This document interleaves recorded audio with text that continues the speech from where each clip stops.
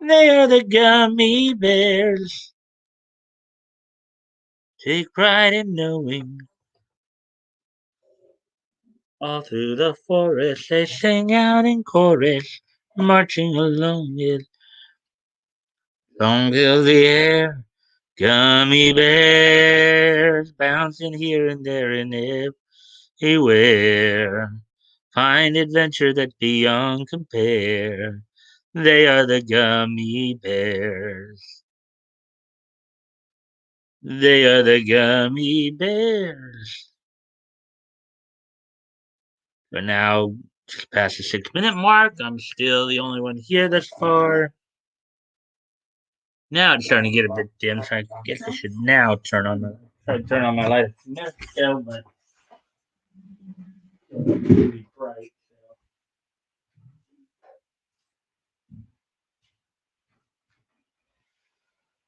So.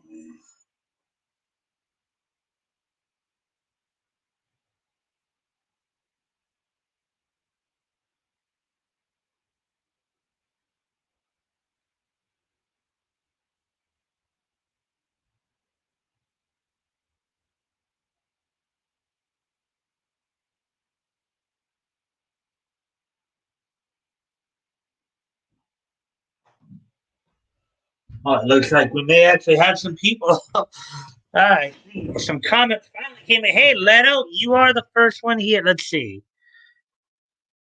Hey, well, I'm glad you're here, man. What's up? I am late, Mike. That's okay. Hey, at least you're here now, so it's not like I'm just trying to carry on dead air with just me. Nope, just me. Yeah, yeah. You know, well, apparently there's a third person in here because according to the YouTube counter, anyways, it says three. You know, as always, guys, if you can help out by liking and sharing the stream, see if we can get some more people in here. That would really help. Back go, hey, back go. Did we catch Mike scratching his butt? No, I was over. I was over turning on my light. Back go. Saw the stream for Friday. I liked it. Well, that's good. I mean, yeah, we did go through some stories there. So yeah. So let's see. That goes laugh out loud. Awesome.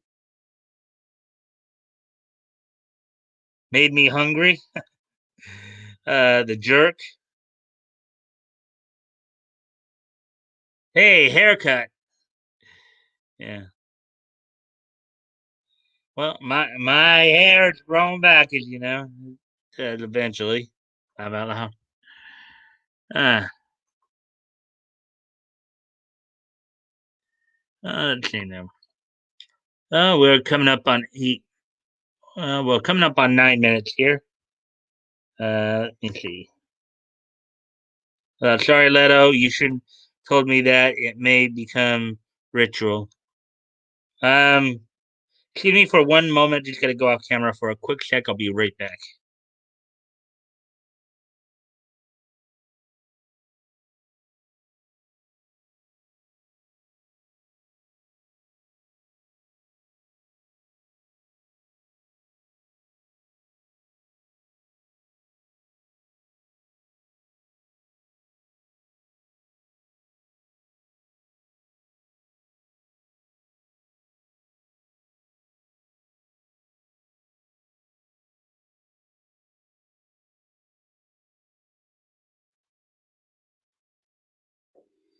Yeah. So, anyways, let's see now. There's a ha ha ha. I ate pizza today. Okay, because of it. Hey guys. Well, I dropped by Leto's stream, a couple times this morning. So how was your guys' weekend? How was your all's weekend here?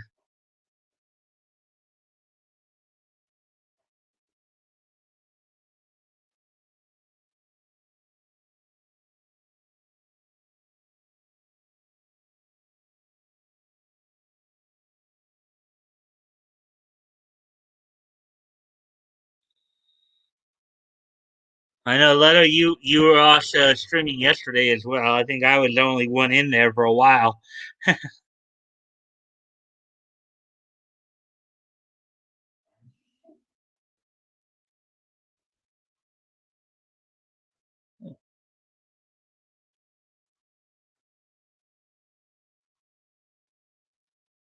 Was it good at least?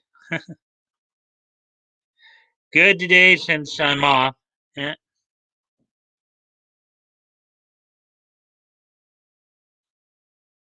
Hmm.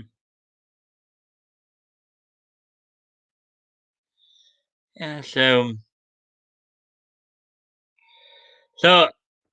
well, I guess since well, I guess hopefully some people more people come in soon. But looks like the counter's working again, so that it seems good. Um, because whatever the glitch was, they finally got around to fixing it. Hopefully, anyways. Hmm. I was running around doing errands today. Cool.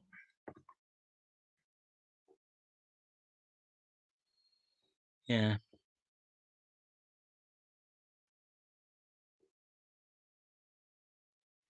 Yeah, I know I mentioned this to Leto yesterday during his stream. This will be the first time you're hearing about it back up. But I apparently got a shout out on Critical Blast stream last Saturday, this past Saturday. Mr. Hop was there and he gave me a bit of a shout out. ATC Toys brought it to my attention. In fact, I'll even share the link to that stream if you guys want to go check that out. The shout out happened about the there we go.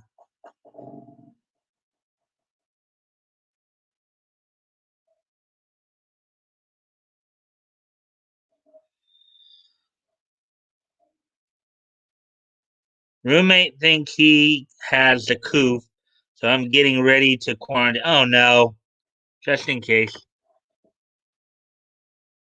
That sucks, back up. Anyway, I just shared a link because so yeah, so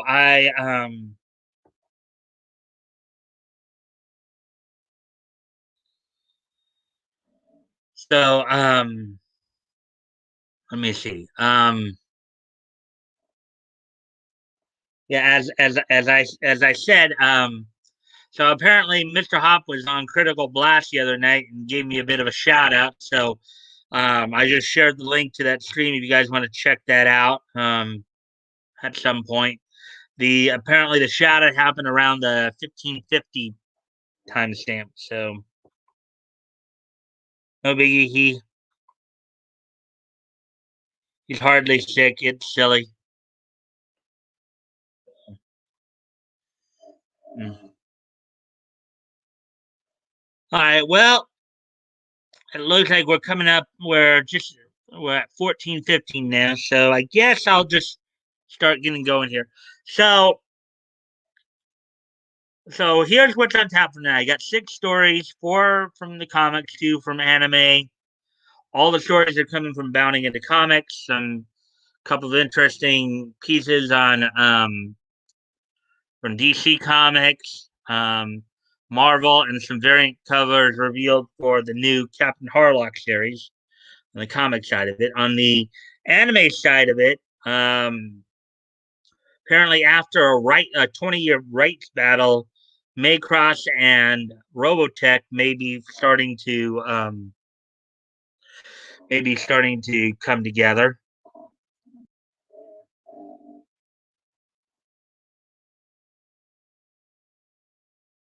I'm gonna check now. Be right back. Okay. That why it went back down to 2 because you checked out. uh, yeah. So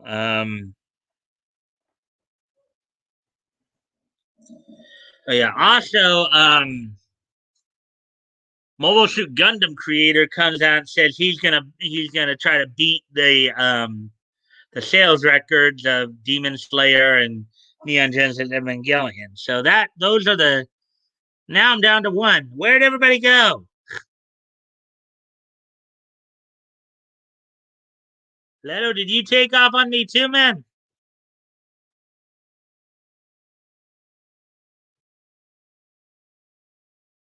Uh,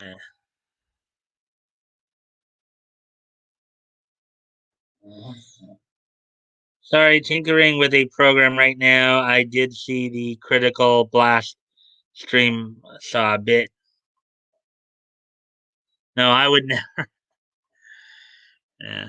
All right. Well, I'm gonna try something here to see if. Okay, now we're back up to two.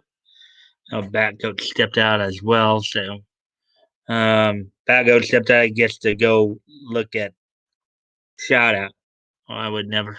Hmm. Well, maybe when Batgoat gets back here, we'll get started. Um,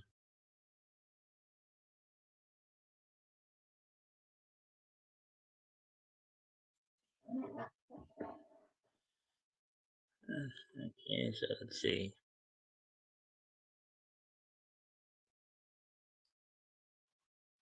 Yeah, so Leto, you said you did watch the Friday stream all the way through already. Um, did you catch my message at the end there?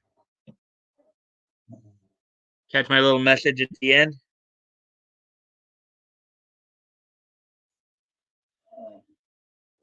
All right, now it looks like we're back up to three people.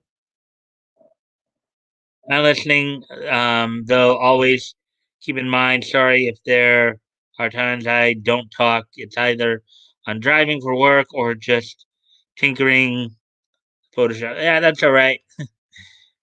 Okay, I'm back. That was very cool of Mr. Hottie. Yeah, it was. You know, first off, I wasn't even aware that he was even still keeping tabs on what I was doing because, of course, I don't really see him in here. He doesn't indicate that if he does watch, doesn't seem to come in during the streams. So, yeah. So, but that was pretty cool of him. I did appreciate that. I even went in and hung out with him for a bit, all the way through. Slept last few moments. Laugh out loud. No, I didn't catch that. Yeah, I had a. Well, I'm gonna mention it again this Friday. I had to end it to join right now. Huh. He's. Oh, you think that Mr. Hop is a lurking mode guy? Leto,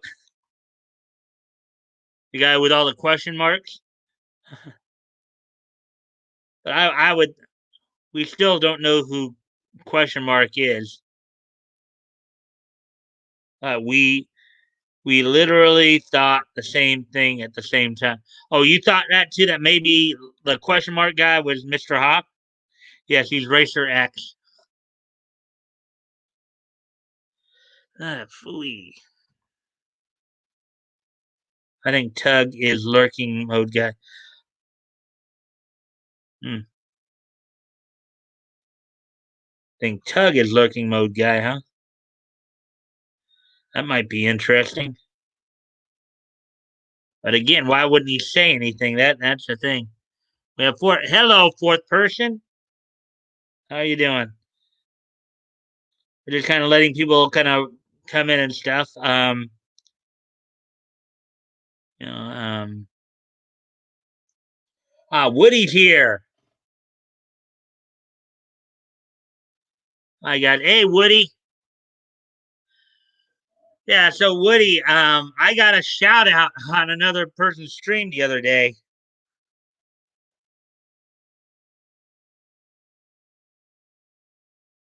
Not giving lurking mode too much power. Laugh out loud.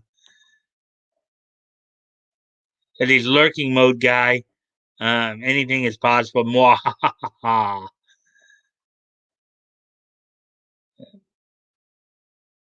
Me including, cause I find it funny. Hey, Woody.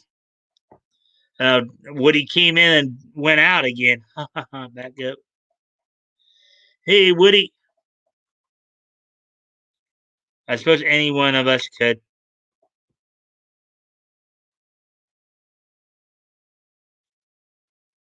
Oh, yeah. That Woody's back now. Shout out on whose stream, Mike. Critical Blast. The shout out came from Mr. Hawk. I think it was someone that was trolling for no reason and decided he liked us. That's the more that would be cool too. Here's the link. Here's the link to that particular stream, Woody. If you want to, maybe go check that out later or something like that.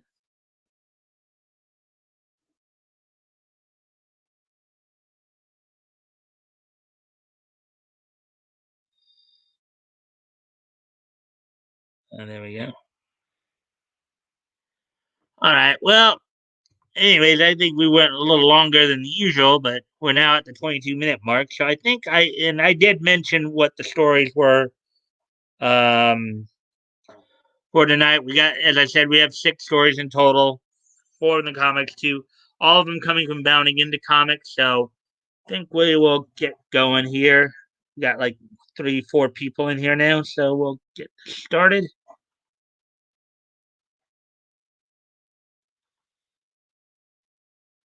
Uh,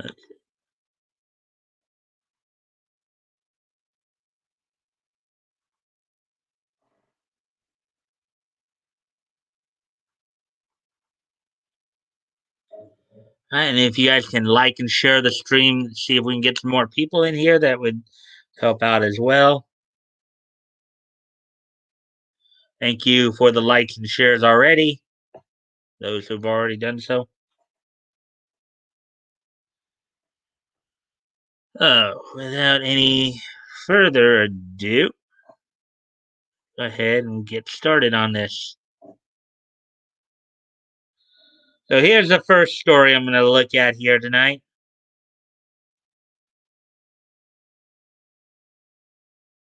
Barbara Gordon gets a new high-tech costume as Jim Gordon admits to knowing her identity, and maybe Batman's. Um, Article was written yesterday by J.B. Augustine. So let's get into this. Now that she's back as Oracle full time, so let me give you a little tidbit there. So post crisis, um, as you know, with what happened with the storyline called the Killing Joke, what ended up happening is Barbara ended up getting shot by the Joker, and when she was paralyzed in a wheelchair, she took on the code name of Oracle for her like computer research. She would eventually form the Birds of Prey with Black Canary, Huntress, and Catwoman, I believe. Oh wait, good news! I talked to my buddy Mag uh, I guess Yama Higante in chat this weekend. He's the one I showed you from Tug's comic. Um, he subbed. Yeah, I got another sub over the weekend too. I'm up to 112 now. I thought it may have been due to the Critical Blast one. I got the animated movie Killing Joke. It's good. Yeah. So now it's showing we have 4 people. Goody. 4 people. Yay. And as always, guys, I do appreciate any and all likes you guys can help out with. That would really help. Nice. Yeah, so, anyways, so let's continue the article here. So now that she's back as Oracle full time, albeit with full use of her legs, thanks to a spinal implant, Barbara Gordon has received a new costume. But that isn't the only twist to the Batman mythos to come out of the latest issues of Batman Urban Legends and Joker. And the next short, okay, so shorts Birds of Prey 2002, um, WB. So I'm guessing this is from the Birds of Prey live action show, and from the looks of it, it looks like Barbara Gordon is being dipped in the Lazarus pit, the regenerative pits that Ra's al Ghul used. As far as the new costume goes, it's not much to write home about. Debuting in Batman Urban Legends number 2 and looking like a tracksuit, it harkens back to Kill Bill more than a time when female heroes like Wonder Woman kicked butt, martial arts skills in groovy leather outfits. Batman Urban Legends 2 2021. Keep in mind, looks can be deceiving, as a costume is equipped with a variety of gadgets, including a holographic smartphone. Oh boy, smartphone. Yeah, you know it's the 21st century when you got to have a smartphone in there. A cane weapon that doubles as a Wi-Fi antenna, and a stealth utility belt, all fitted and amplified to keep Barbara connected in the field and ready. As seen in the pages of the issue, she'll need every tool as well as the help of allies Nightwing and Spoiler to fight a foe from her past. So here's some more.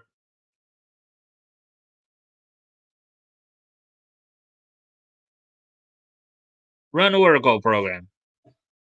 Let's find out what Vi is up to. Draw out into the physical world. Yeah.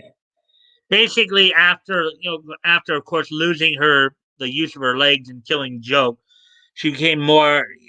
She basically fought crime through her knowledge and use of computers. Nice. I think that was me. I'm doing victory laps. I'm allowed. Sorry. Uh,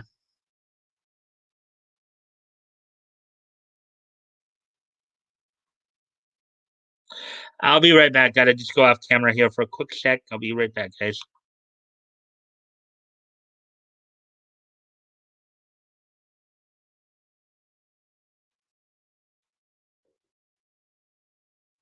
All right, I'm back. So let's see now. Maybe I should make sure I'm back. Yep, looks like I'm back. I'm back and better than ever. Okay. Anyways, on with the story here. Additionally, Joker number 2 features an unexpected revelation for Barbara and the Bat family. And I think, and the next story we'll be reading after this is actually a story about Joker number 2, about the second issue of Joker there. So I believe so. We'll unexpected. So in the issue, there is a moment where Jim is with Batman and speaking to an avatar of Oracle on a computer screen. Oh boy, this guy did a little spelling goof there. Well, it seems more like a typo. I don't think that was an intent. Computer screen calls the former Batgirl by her name Barbara. It's also implied that he knows Bruce Wayne is secretly Batman, as Gordon then gives an inner monologue about what else he's put together, i.e., Batman's identity, maybe.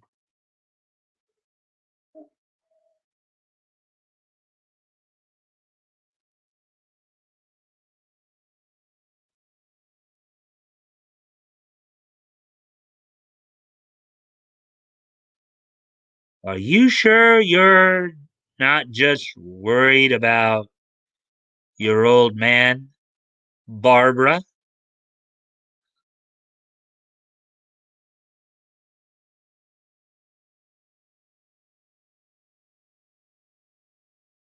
Yeah. That's from since Joker number two, words by James Tynion the fourth, art by Emma March, DC Comics.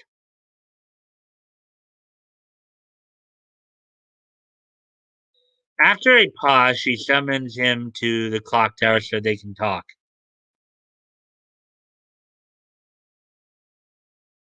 The conversation quickly turns to Barbara's dead brother and an infamous exchange in Batgirl number 50, where Jim blamed Batgirl for letting her sibling die at the Joker's hand. Walking back in disdain for walking back his disdain for Batgirl, Gordon explains he was really lashing out and blames himself for pushing his son away.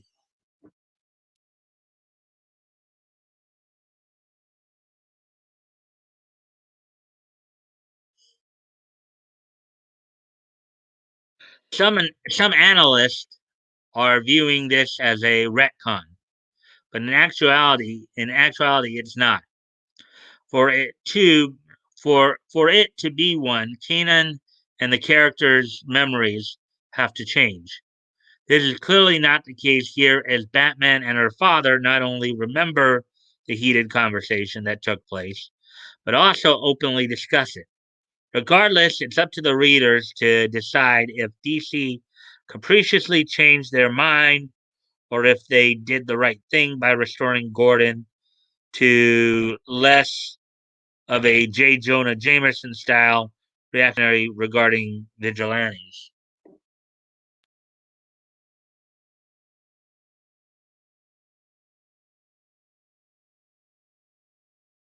It was this way once before. In the 1970s, Jim knew Babs was Batgirl. In fact, they even worked together. And there's a panel right there from that.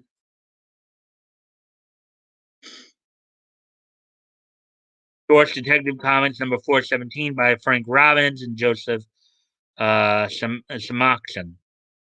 Art by Don Heck. Let's see. See if you guys are saying anything this far. None. Still have four people, so that's good. I had a Sonic burger up in Elk River tonight. I just ate a mess of homemade tacos. That girl is hot. Yeah, nice. And then the emojis there. Leto head pizza. We're about as American as it gets. Hmm. And we just went back down to three people. Well, that kind of bites.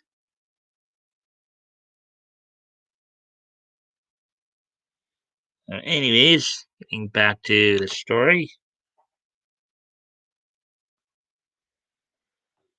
Getting back to the story here.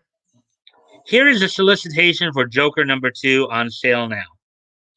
Joker number two, writer James Tynion the fourth, and Sam Jones, artist Guillaume March and Mirka Andolfo, uh, coloring art by Guillaume March.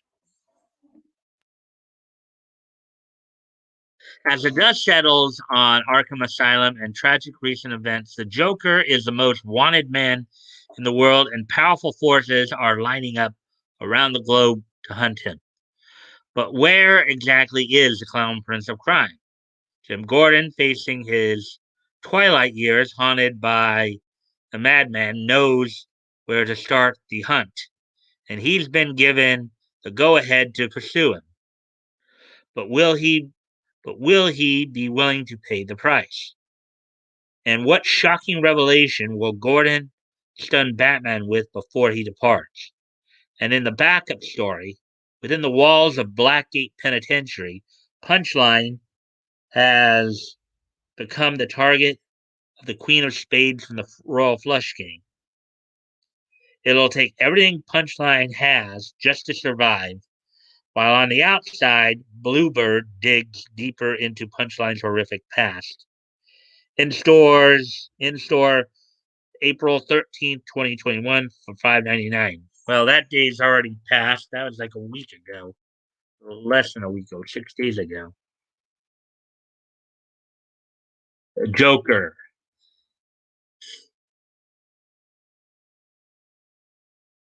Joker number 2, 2021. Art by DM March. And for Batman Urban Legends number 2, Batman Urban Legends number 2, CDR a Hickam Hapchi various artist various, cover art, Hichime Hapchi.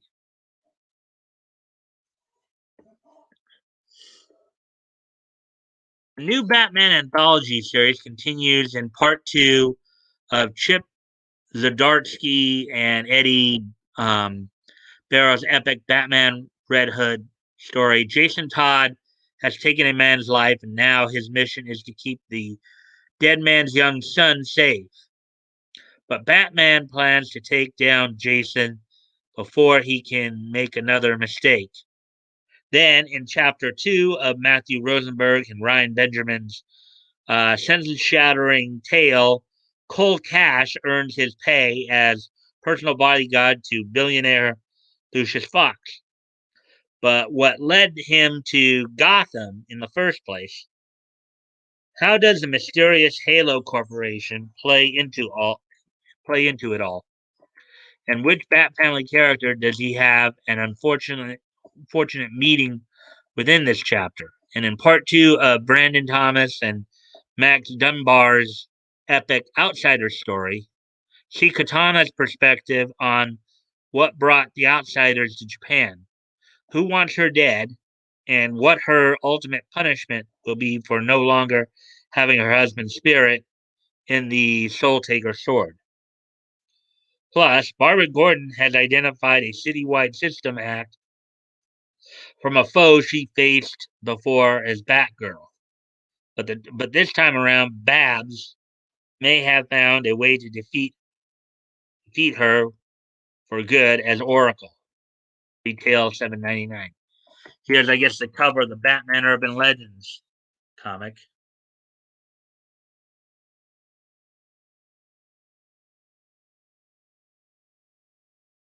Batman Urban. What do you make of Bab's new costume? What about Gordon's knowledge of her identity? Let us know your thoughts on social media or in the comments below.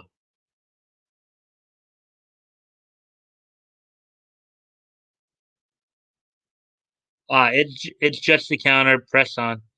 Yeah.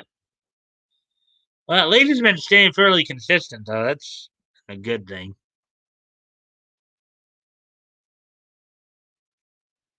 So I think there are 4 people here now, and the counter saying 4 people. So it looks like it's staying fairly consistent. But anyways, as you said, Batgirl, let's press on. So that was the first story. We have obviously 5 more to go. The next story here.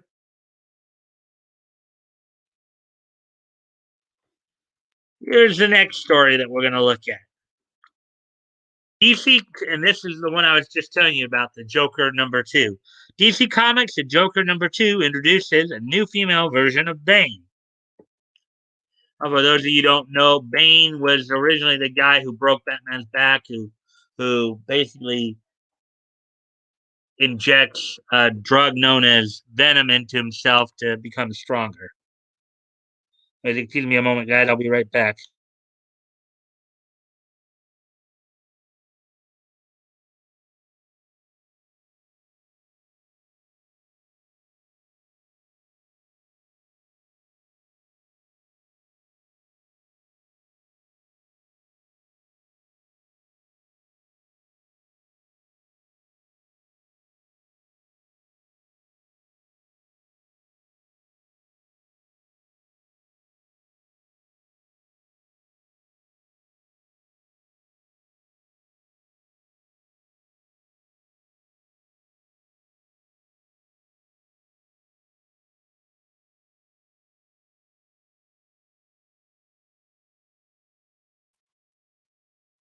All right, I'm back. Let's see. I know letter just looks like. Let's see. There are a few more. Let's see. I think YouTube acting pretty normal lately. Normal snafu levels. Laugh out loud. Um, Bane is now gay and break Batman's back and oh god, dude. Yeah, we don't need that visual. And Batgoat with I guess, a barf emoji. That was a joke. I hope. Oh, to God, they are not making my jokes as writing material. Well, they are. You should, if they are, they should.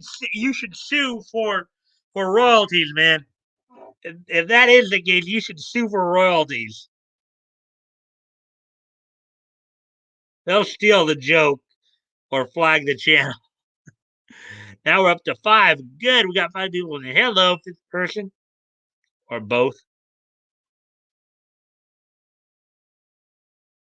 Everyone know what snafu means. Yeah, I know what snafu means. It usually means like mistake or goof up.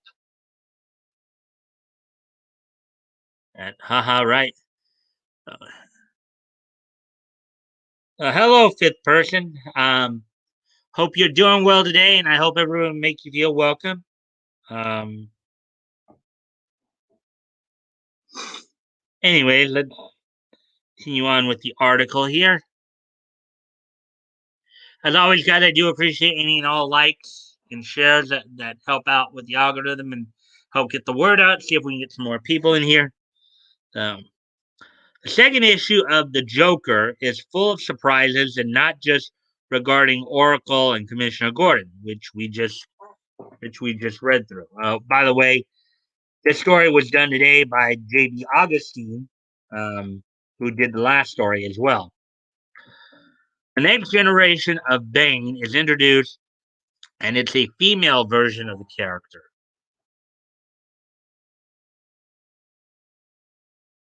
The Joker 2, the source Joker 2. Scientists of Santa Prisca, who first conducted the experiments with venom that created Bane, are up to their old trick with a new test subject. The issue doesn't reveal her name or who she is, but Bleeding Cool claims her code name is Vengeance, and she's the daughter of Bane. The new Bane is dosed with the new serum and tasked with killing none other than the clown prince of crime in Gotham himself. Whoa. So even the bad guys are going after Joker. Joker. Joker number two.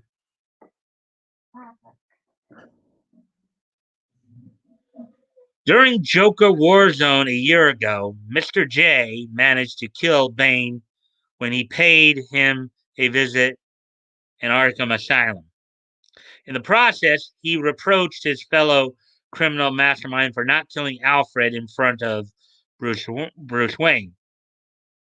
In the Joker's mind, that's a waste of a perfectly dastardly murder. Woohoo! Man, Joker psycho. Real psycho.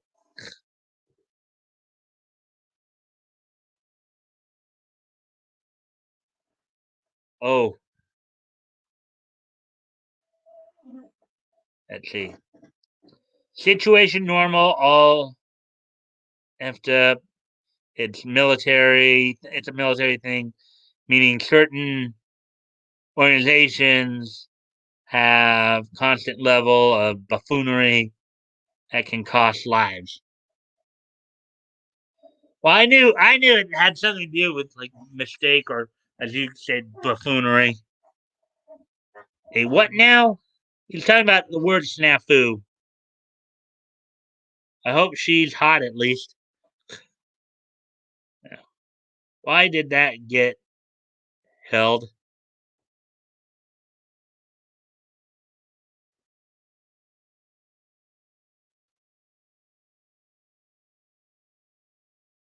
Don't know. Anyways, as we continue on with the article here, let's see now. Gordon has also been hired by someone to kill Joker. So their interests aligning, he and Vengeance, may wind up working together. It is Gotham, ergo, the unexpected should be expected. But their differing codes, with Jim being a man of the law and Bane's embodying might makes right, could definitely put them at odds. They aren't the only ones after Joker. The Court of Owls has their sights on him as well.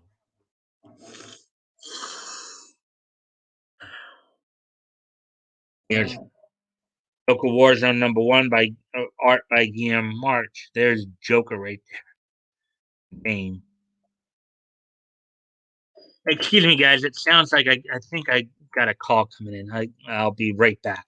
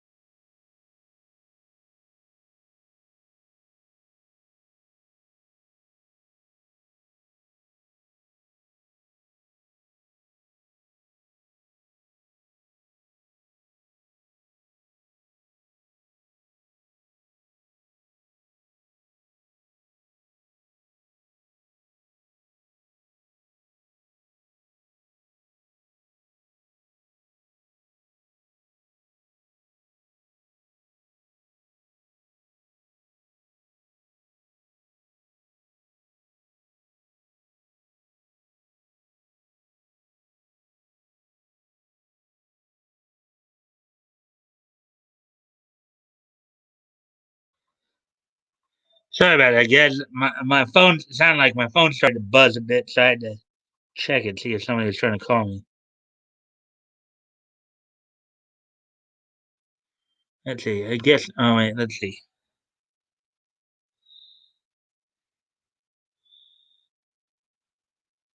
Apparently, there's probably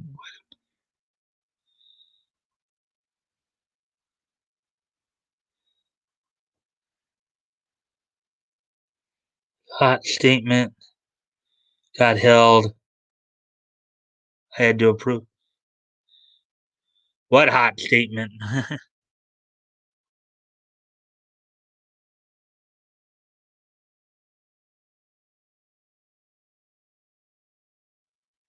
I'm not completely sure what's going on. YouTube has been censoring a lot of my chat buddies on my stream. Can't can't even say A double S. He gets censored. It might be because from another country. How can it know what it decides to be misogyny unless they have actual eyes on our chats as we expect?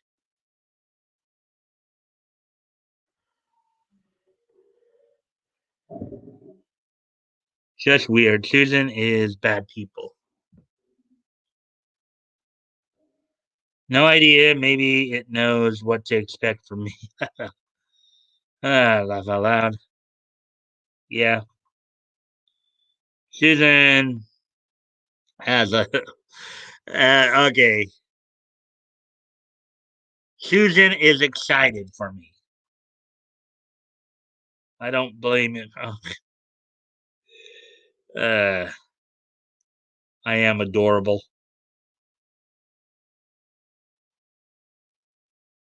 I'm gonna have to make him order an In and Out burger. one time. I'll enjoy it vicariously.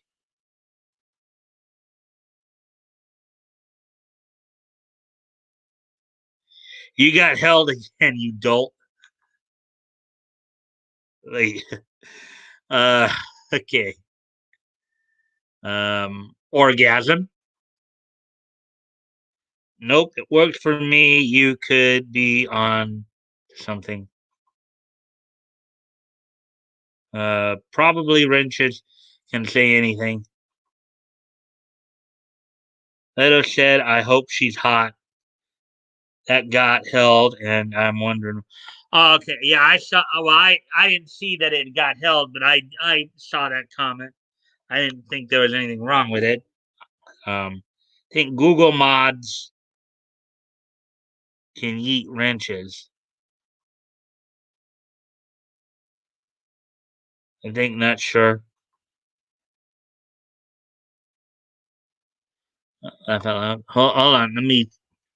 Well, I think you still got yeah, you still got your wrench back out. So does Woody. Um, anyways, back to the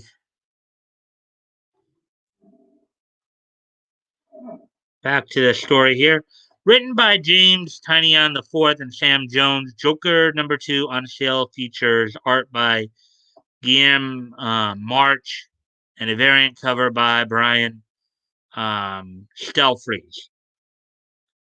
The synopsis begins as the dust settles on Arkham Asylum and the tragic recent events. The Joker is the most wanted man in the world, and powerful forces are lining up around the globe to hunt him.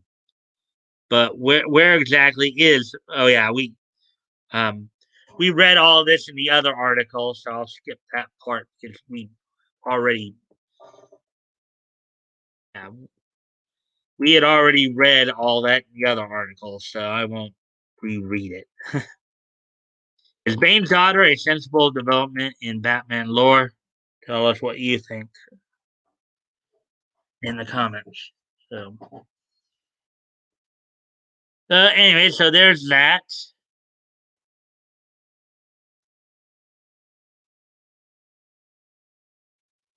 Let's see what else has been said here.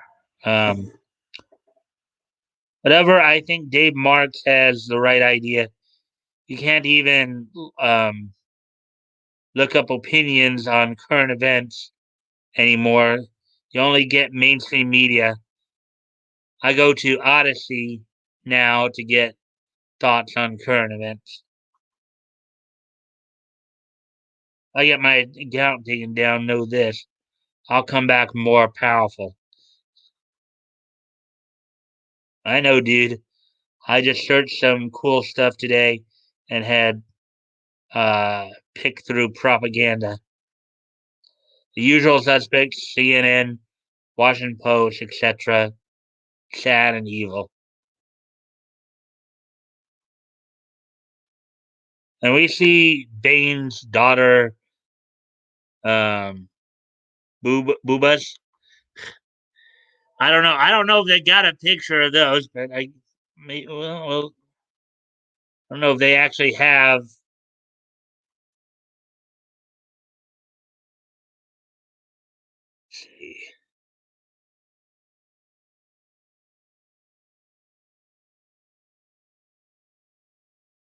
I'm just looking through some of the pictures here that they put in there because I don't really think they have a real clear shot of her body. Let's see. You kind of get the top of her cleavage right there at the very bottom of that picture.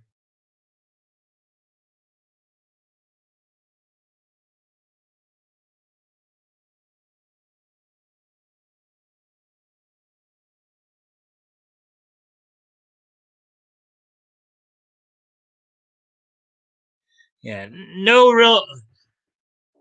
I don't think there's anything real discernible right there, Leto. I don't really think there's anything real discernible.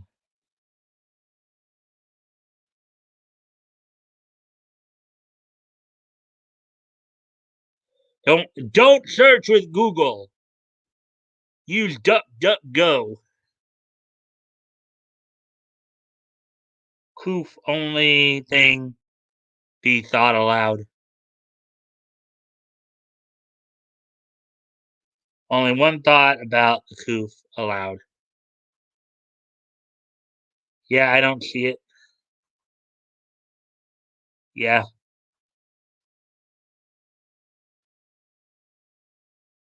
Crookedest election in history, you can tell by the cover up. Hmm.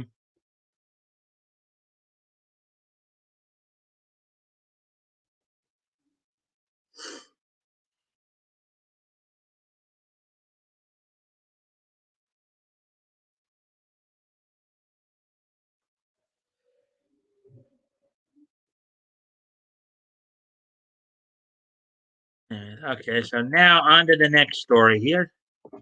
Now we're going from DC to Marvel here.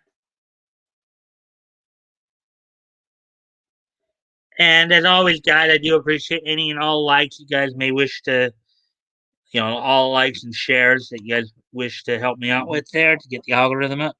It's crazy. I still can't believe it.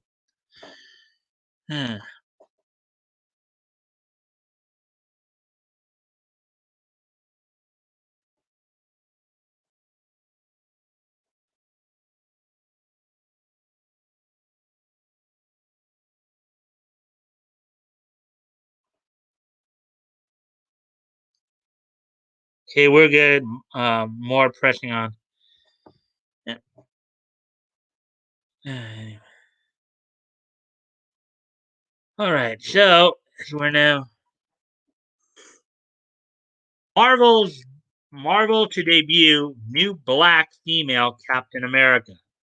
The stories from Spencer Bakuli, dated today.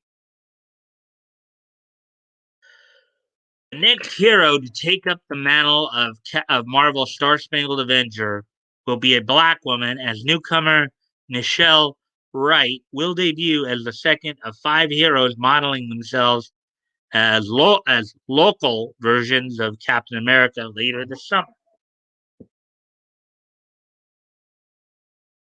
When Captain America throws his mighty shield.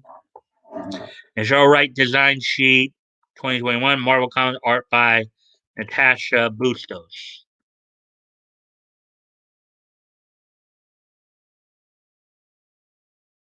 There you go.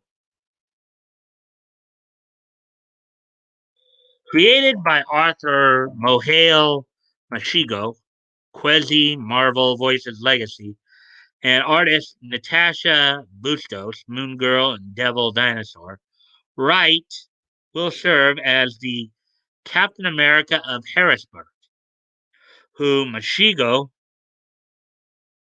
described in the character's announcement as working day and night to bring change into a world where she feels defeated. Nichelle is a light in a dark time and she wants to take ownership of her community and space in America, she added. On designing Right, Bustos claimed that there are very few occasions when they have the opportunity to contribute to the creation of a character as genuine and powerful as Nichelle. And thus, the new local Captain America was undoubtedly one of the characters that I am most proud to have designed for all that she represents, what she means for the community.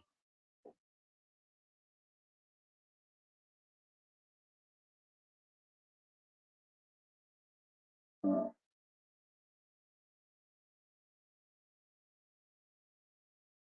course, the United States of Captain America #2 variant cover, art by Ernata Souza.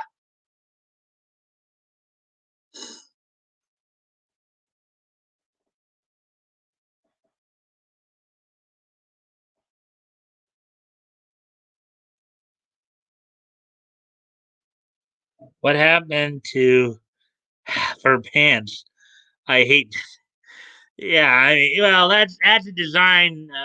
That's like a modern day design, Ran out of paper? Well, I'm just glad he's not a gay Captain America with a trash can for a shield. Oof. Really bad Taco Tuesday fart. Thanks for sharing it there, Batcoat. We all needed to hear that one, didn't we? Female Captain America starts charity and moves into a good neighborhood. Kind of like BLM. Uh,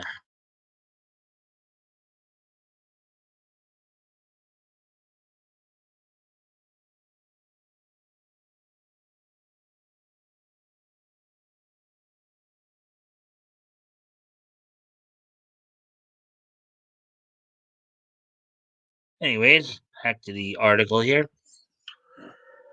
Wright will make her debut in the second issue of the United States of Captain America, an upcoming 5-issue miniseries written by Christopher Cantwell and art by Dale Eaglesham, which will see Steve Rogers, Sam Wilson, Bucky Barnes, and John Walker travel the country in search of the recently stolen shield of Captain America. According to the issue's solicitation, Wright will find herself framed for a terrible crime by the shield's thief, leading to her crossing paths with the four respective historical shield wielders.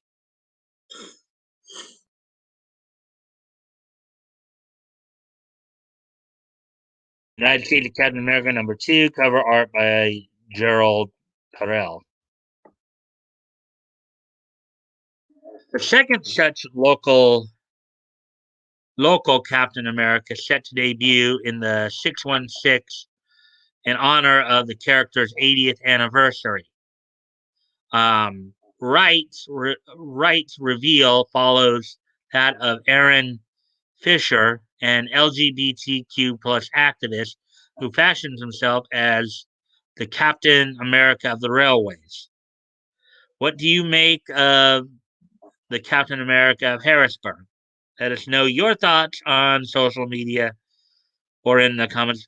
Well, hey, Leto, guess what? Apparently they may very well have a gay Captain America, unfortunately. Oh, boy.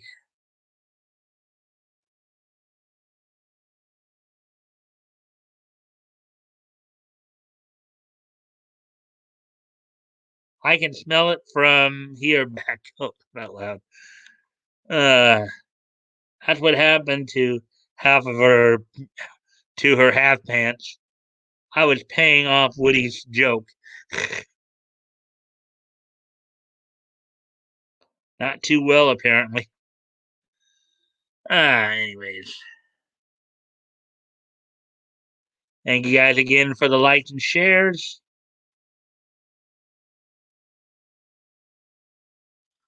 As we get ready to move on to the last comic story of the night.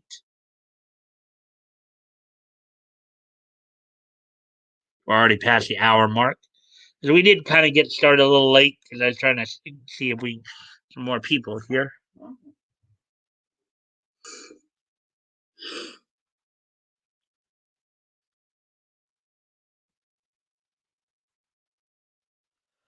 All right, so the fourth story of the night, the last of the comic stories here. More variant covers revealed for the new Space Pirate Captain Harlock series. Blaze released more variant covers for the upcoming Space Pirate Captain Harlock series from the series' original creator, Leiji Matsumoto, and artist Jerome Alkie. Of course, Space Pirate Captain Harlock was originally a manga over in Japan. I guess they're making that transition to it being a comic over here in the States, over here in the West. Space Pirate Captain Harlock from Ablaze. Space Pirate Harlock #2, cover by Jerome Alkie. Space Pirate Captain Harlock was originally published as a manga by Eiji Matsumoto back in 1977. Would get adapted into an anime in 1978, and Captain Harlock has gone on to star in a number of films and TV series throughout the years. The new series from Ablaze depicts a brand new story arc set within the same timeline as Matsumoto's original manga series. And this cover by Andy Tong. The comic book publisher released 5 new variant covers for the second issue, the series from Merca and Dolfo, Jungon Yung, Andy Tong, Philippe Brion, and series main artist Jerome Alquier. The second issue picks up with Captain Harlock taking it upon himself to defend Earth from an impending invasion. The space pirates won't be heading out into space, but will actually be investigating a threat on Earth that could make a Maison takeover more likely. There's another variant cover right here.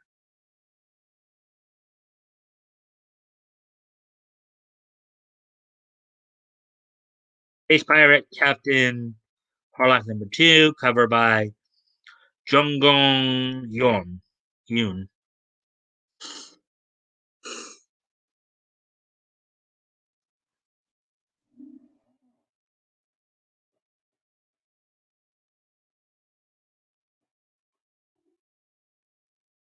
BattleBots Bounty Hunters is a kick butt show.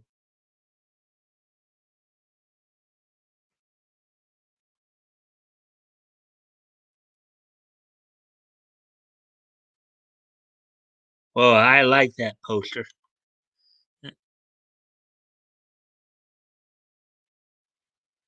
The official description begins as issue 2 unfold. The Earth's government is not up to the task of protecting the planet from an impending invasion. So Captain Harlock and his crew take it on themselves. It continues. The space pirates rush to investigate a looming threat already implanted on Earth that will make a Maison takeover that much more likely. The description concludes asking, will they be able to meet this threat head on, head on, and eliminate it from the board before humankind is under siege from all sides? There's Captain Harlock right there. Space Pirate Captain Harlock. 2 cover by Merca and Dolfo. The first issue of Space Captain Harlock goes on sale on June 9th. Pre-orders are currently available. The second issue hits shelves on July 7th. It will be available for pre-orders beginning April 23rd, following the July 21 solicitation information is released by Diamond.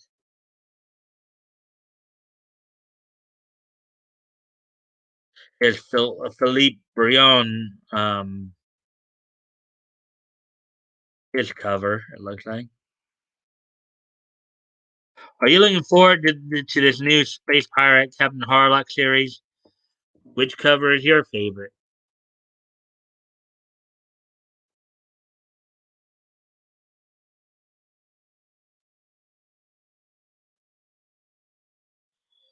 Okay, so anyways, that's 4. So now let's get into some of the anime stories.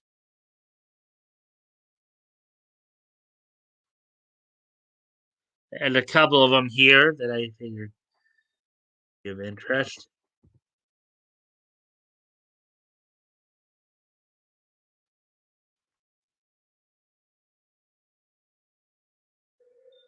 And Spencer McCooley wrote this story Friday, it looks like.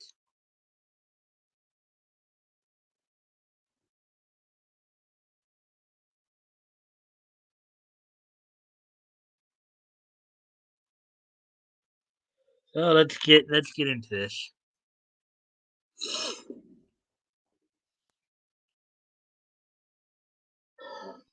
One of the most infamous rights conflicts in the history of anime has finally come to a close, as Big West Company Ltd and Harmony Gold, the rights holders for Macross and Robotech, respectively.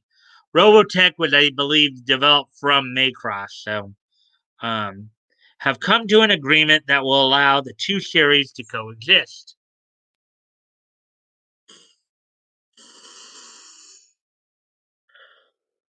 Source Seika Note Macross TV poster C 1982 Big West Company Limited. The story of Macross and Robotech's legal trouble is a complicated one, albeit one that gives a fascinating glimpse into the tumultuous landscape that was the early American anime scene. It begins in 1982 when Artland, Studio Nui, and Tatsunoko Productions produced Shoji Kawamori's Super Dimension Fortress Macross, a military science fiction anime series amidst an ongoing war between humans and an invading alien force known as the Zentradi.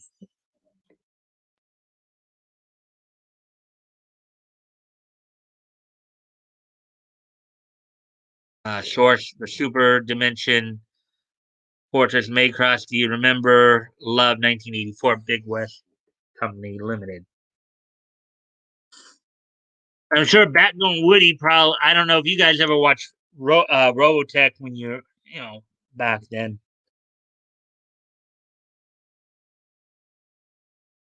Macross Plus was a great couple OVAs. From what I've read online, that sounds right. Macross begat Robotech. Mm-hmm. Zentradi are big giants. Sound familiar? Uh,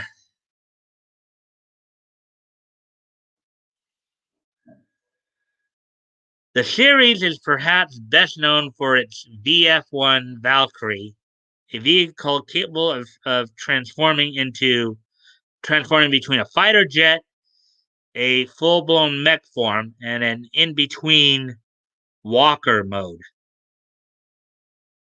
Created by Kawamori himself, the VF-1 Valkyrie is credited with popularizing the concept of transforming machines, predating Takara Tomi's Diaclone and Transformers franchises by 2 years. Kawamori would actually go on to conceive a number of Transformers for the budding property, even contributing to the design of Optimus Prime himself. Oh, that's interesting. Torch BF1 Valkyrie illustrated by Tenjin Hidetaka, artworks of Macross Valkyrie's second story, 5.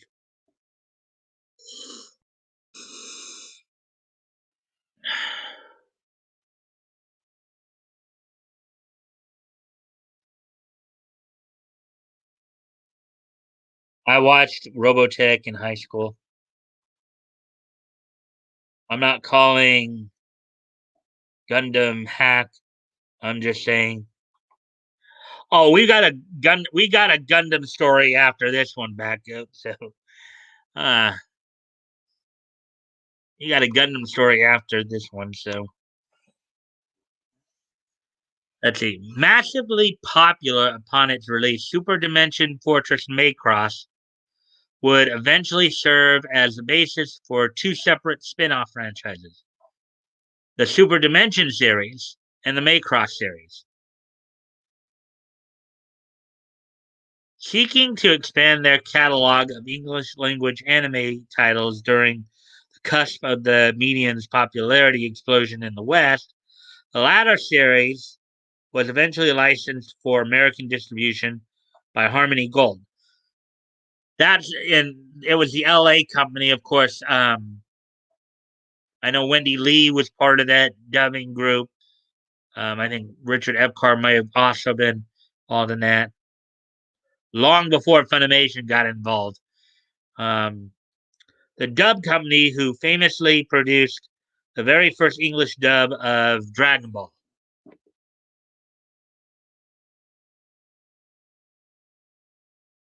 Here's a picture of Dragon Ball.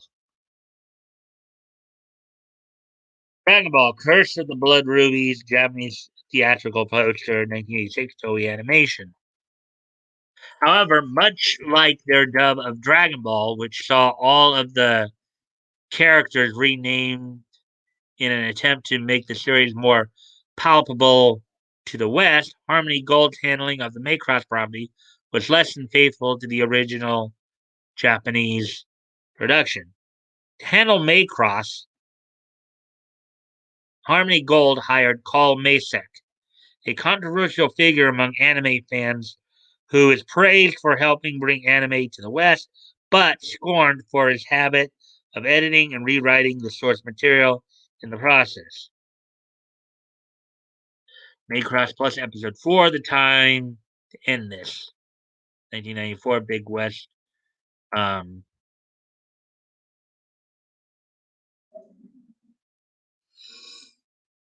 Under the direction of Macek, Macross was mashed up with two other completely unrelated anime series: Super Dimension Calvary Southern Cross and Genesis Climber Mos- Mospeada.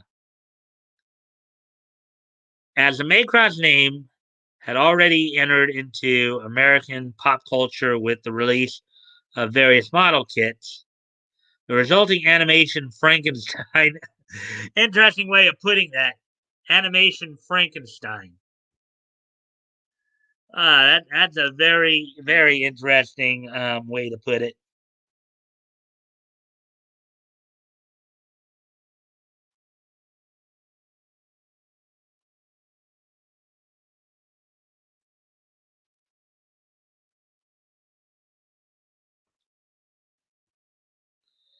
Let's see.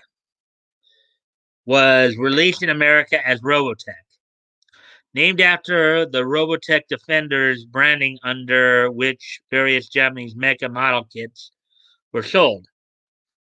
And then in parentheses here, fun fact, the Robotech Defenders line was once adapted into a 5-issue comic book series by DC Comics, though it was canceled after only 2 issues.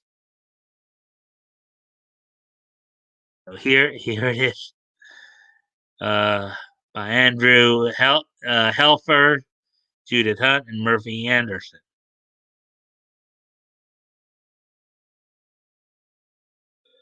Source: Robotech Defenders, Volume 1, Issue Number 1, 1985 DC Comics. The legal turmoil surrounding Macross and Robotech began in the early 2000s. In 2002, a Japanese court found that though Harmony Gold had licensed the Macross series from Tatsunoko, the property actually belonged to Studio Nue. A year later, a Tokyo district court ruled that Tatsunoko held authorship rights to the series, allowing them to distribute Macross outside of Japan and extend their licensing agreement with Harmony Gold.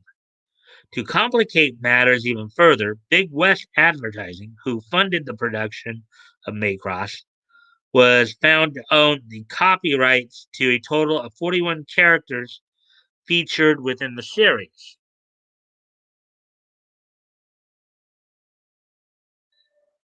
A source: the Macross Saga, the First Robotech War, Episode 16, Battle Cry, 1985, Big West Company Limited, Harmony Gold.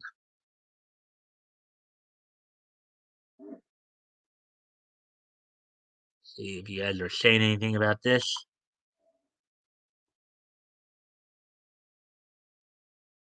Yep, I guess. Wow, I'm down to one again. Where'd y'all go? Uh, where'd everybody go?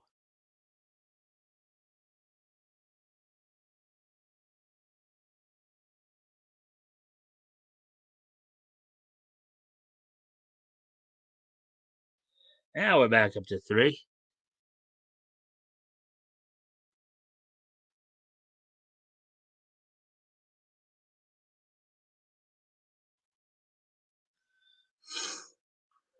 Embroiled in legal limbo, Maycross was effectively withheld by force from American audiences as Harmony Gold threatened to level copyright infringement lawsuits against any company who attempted to bring the Japanese source material to the West. Thankfully, both anime fans and each company's respective legal arms or legal teams, the fight over the rights to Macross and Robotech has come to an end, as Harmony Gold and Big West have finally reached an agreement that will allow the two series to coexist. Source the Macross Saga, the first Robotech War, Episode 2, Countdown, Big West Limited Company, and Harmony Gold. In a joint statement published to both Robotech and Raycross respective websites on April 9th, which was 10 days ago, I believe, Harmony Gold and Big West wrote, the landmark agreement immediately permits worldwide distribution of most of the Maycross films and television sequels worldwide and also confirms that Big West will not oppose the Japanese release of an anticipated upcoming live action Robotech film. The agreement also recognizes Harmony Gold's long-standing exclusive license with Tatsunotsuko for the use of the 41 Macross characters and mecha in the Robotech television series and related merchandise throughout the world, excluding Japan. The statement continued, moving forward, both parties will cooperate on distribution regarding future Macross and Robotech project for the benefit of both franchises. Source, the Super Dimension. Here's another picture, of course. Super Dimension Fortress Macross, episode 27. Love Drifts Away. 1983. Big West Company Limited. As of writing, no details regarding when Macross media and merchandise or what product will see international distribution have been announced. What do you make of Robotech and Macross's new licensing agreement? Let us know your thoughts on social media or in the comments down below. There you go. We do have one more anime story to go through, which is a partly a Gundam. Then moment, let's see the comments here. Hey Anon, how you doing, man? Let's see now.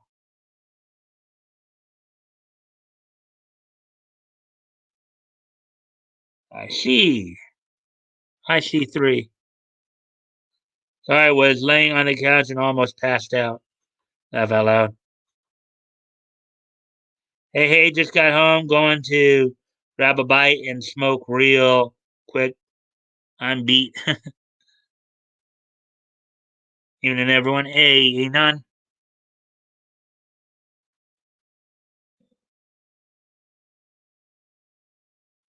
All right. So, anyways, as we see you on here, I wonder, is Woody still with us or did he fall asleep? How about, and I know it looks like Backgoat's still here with us. I just thought he has a comment, a few up there. I would hope, anyways.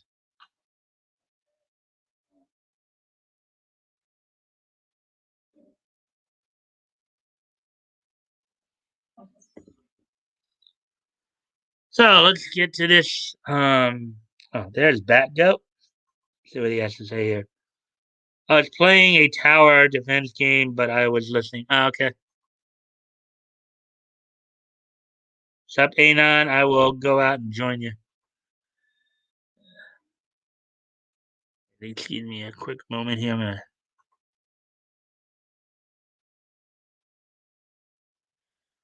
That will fix whatever's going screwy there.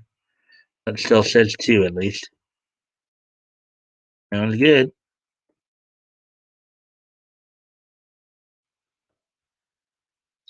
Now the count is starting to act up again. But anyways, let's get to this last story for the night here.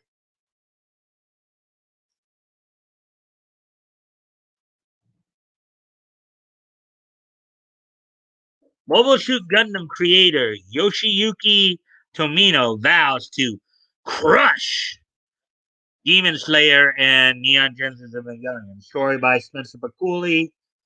I guess he wrote this article yesterday, or published it yesterday. Mobile Suit Gundam creator Yoshiyuki Tomino has taken the box office successes of both Demon Slayer and Neon Genesis Evangelion's latest theatrical releases as a challenge, vowing in a recent interview to crush both respective series with his own work.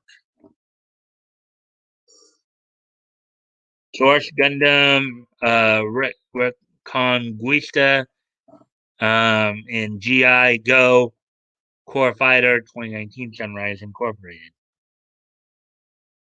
To say Demon Slayer Kimetsu no Yaiba, the movie Mugen Train, was a cinematic smash would be an understatement, as the R rated adaptation of the Demon Slayer manga arc of the same name not only performed well enough to earn the title of 2020's most successful animated film, but also surpassed Hayao Miyazaki's Spirited Away as the highest grossing Japanese film of all time.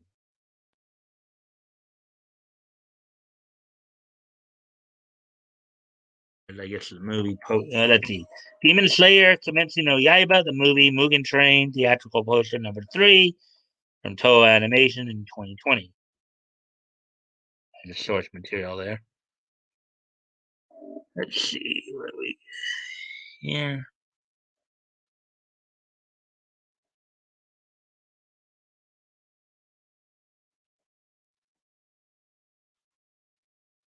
I think Woody is here too.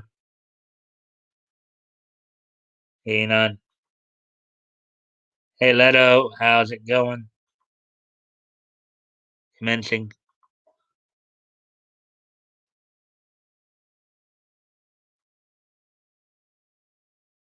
We're coming up on an hour and a half here.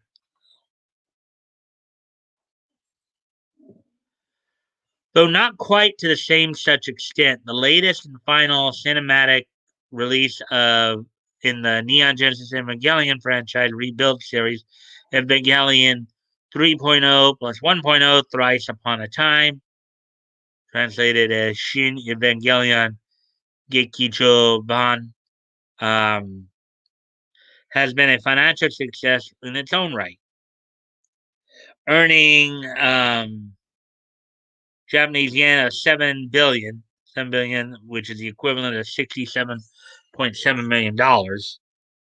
As of April 12th, the film surpassed both franchise earnings records, and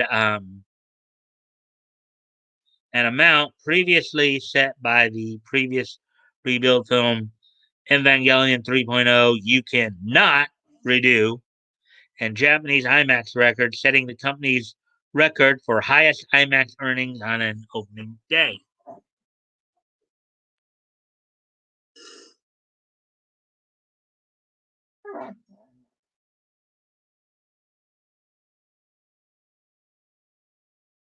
Mm-hmm.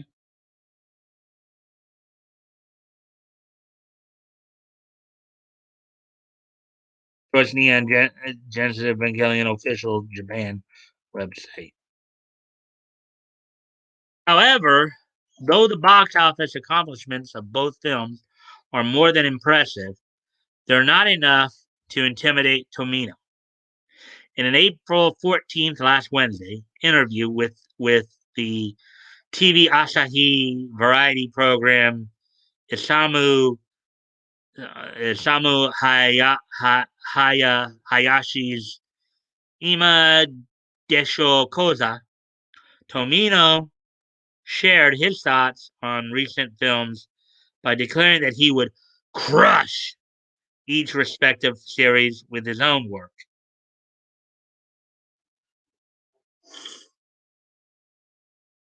As long as I'm still alive and making anime, I have no problem saying I'm going to crush Demon Slayer or I'm going to crush Ava, said the veteran anime creator. According to translations provided by Japan-centric news outlet Shora News 24, if you have if you don't have have that attitude, you can't keep working in TV anime after you get into your 80s. Yeah.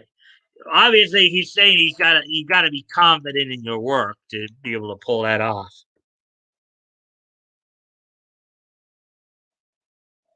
Hey, sorry, I'm good, Anon. Have it out all a bit on the sloth side right now. Laugh out loud. Let me get a soda. I like that fire in his belt. Yeah, I mean, and if he is what he just said he is, if he's like 80 years old, that's even more impressive that he still has that passion. He's able to really go with that passion.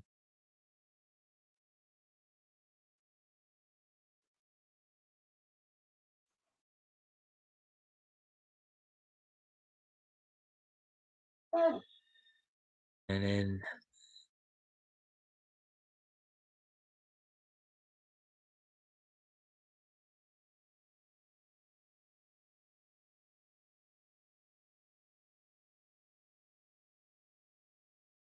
living by his own words, the next entry in the Tomino written and directed Gundam Reconquista compilation film series, Gundam Reconquista in G, The Legacy of Space, is set to premiere this summer. And this looks like this is supposed to be the this might be the poster right here. Source, Gundam Reconquista in G3, The Space Legacy, theatrical poster, Sunrise Incorporated.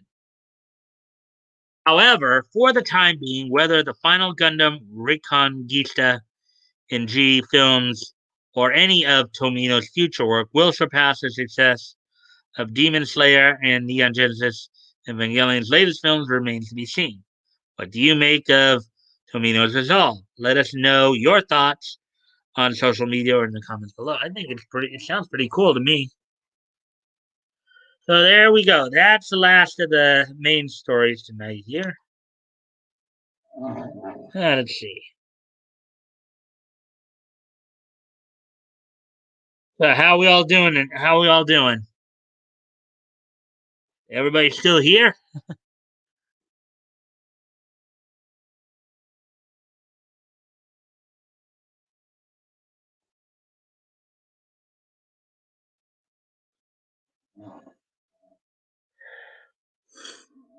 Let's see. That Gundam looking like something from Darling in the Franxx robot.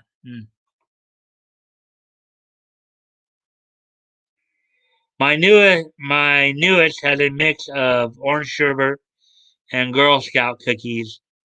It's so weird, but really good. Laugh out loud.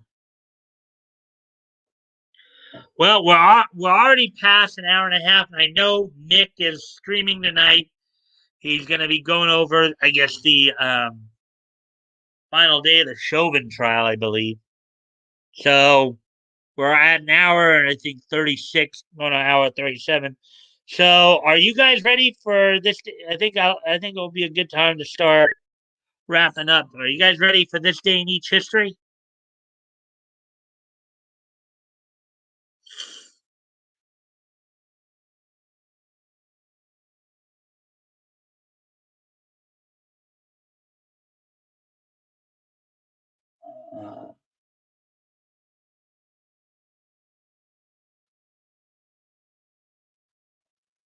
I'm back.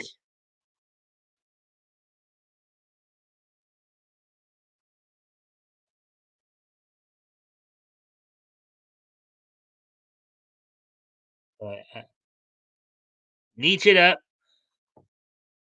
History.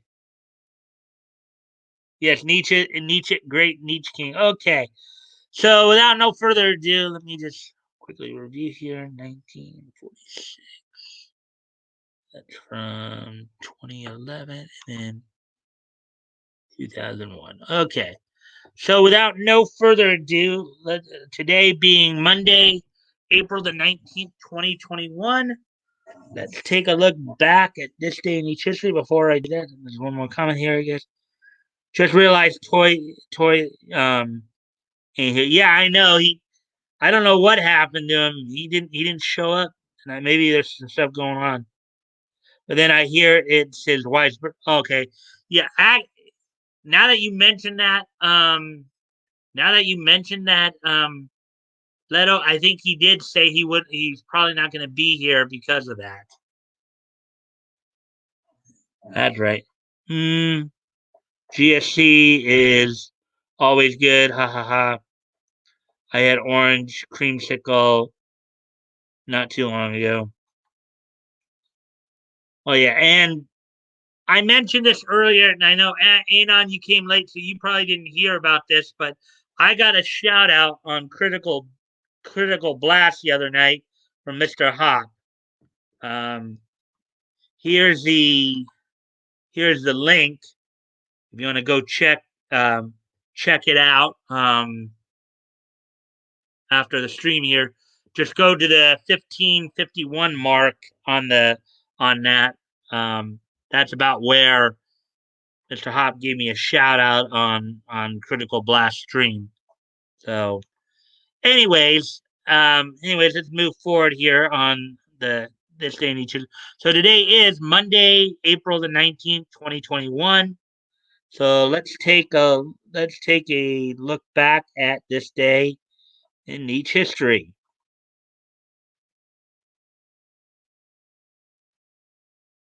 And of course, the first stop we're going to go to is 75 years ago today. On this date, 75 years ago today, um, this date in 1946, um, Ace Periodicals released the 30th issue of Super Mystery Comics. It was a bi-monthly title that sold for 10 cents, was 32 pages at the time. So on this date, 75 years ago today, Ace Periodicals would release on the newsstand the 30th issue of Super Mystery Comics. Oh, wait. Oops. So that was that. And I know there were, let's see, there are, I guess, few comments that just, you know, 1551, got it.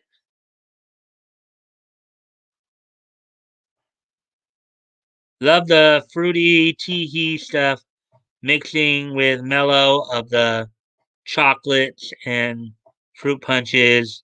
So good there, mad scientist. I need to sub to them again. So many I've forgotten since this new account.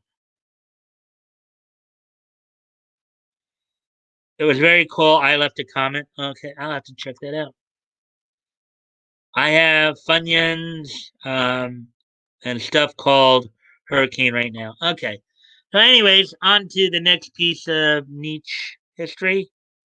We head now to 2001 as our next stop. On this, on this, on this, on this date, on this date 20 years ago today, in 2001, Bill Bill Plimpton's Bill Plimpton's Mutant Aliens, an adult animated science fiction comedy film, was premiered in movie theaters on this date in 2001. So 20 years ago today, The Plimpton produced Mutant Aliens, an adult animated science fiction comedy film, premiered on this date back in 2021, 20 years ago today.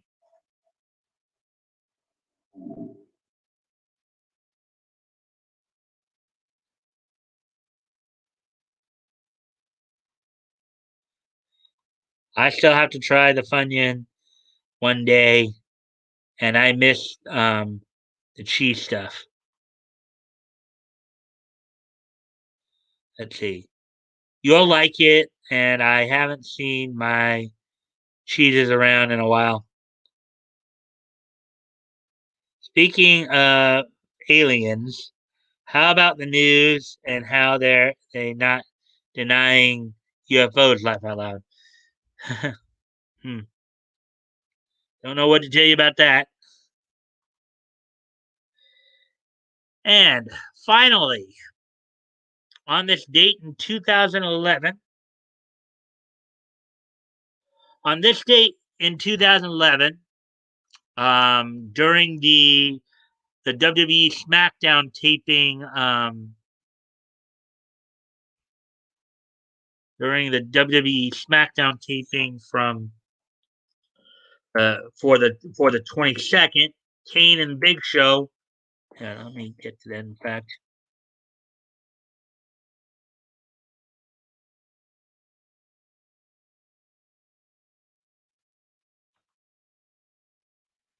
so during the SmackDown taping and at the O2 Arena in London, England, Kane and the Big Show defeated Kane and the Big Show defeated Heath Slater and Justin Gabriel for the WWE Tag Team Championships.